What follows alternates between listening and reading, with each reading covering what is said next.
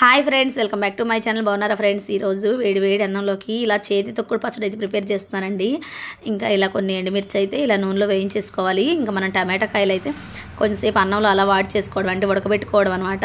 ఇలా ఉడకబెట్టేసుకున్నాక తీసేసుకొని వాటిని చల్లార్చుకోవడమే చాలా బాగుంటుందండి. ఇది వేడి వేడి అన్నంలోకి ఏ కూరలు లేకపోయినా కూడా ఇలా మనం ఈజీగా చాలా బాగా ప్రిపేర్ చేసుకోవచ్చు. ఇలా టమాటాలతో చేతి తొక్కుడు పచ్చడి అనమాట. ఇంకా మిక్సీలో వేయడం, ఇలా రోట్లో నూరడం ఏం అవసరం లేదండి. ఇలా మనం ముందే వేయించేసుకున్నాం కదా ఎండుమిర్చి, దాన్ని కొంచెం ఉప్పు వేసేసుకొని బాగా మెత్తగా స్మాష్ చేసేసుకోవడమేనండి. ఇంక ఇలా ఉల్లిపాయలు అయితే కొన్ని కట్ చేసేసుకొని ఆ ఉల్లిపాయలు కూడా దీంట్లో వేసేసుకొని బాగా స్మాష్ చేసేసుకుంటే ఈ పచ్చడి అయితే చాలా బాగుంటుందండి. అసలు రోడ్డుతో అవసరం లేదు, మిక్సీతో అవసరం లేదు, మనకు చెయ్యి ఉంటే చాలు.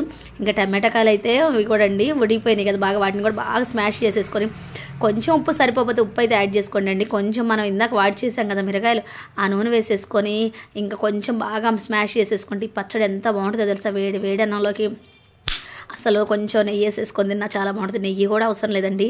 అసలు మీకు చూస్తే నోరూరిపోతుంది కదా, చాలా బాగుంటుందండి. మీరు ఎప్పుడైనా తిన్నారా లేదా కామెంట్ చేయండి.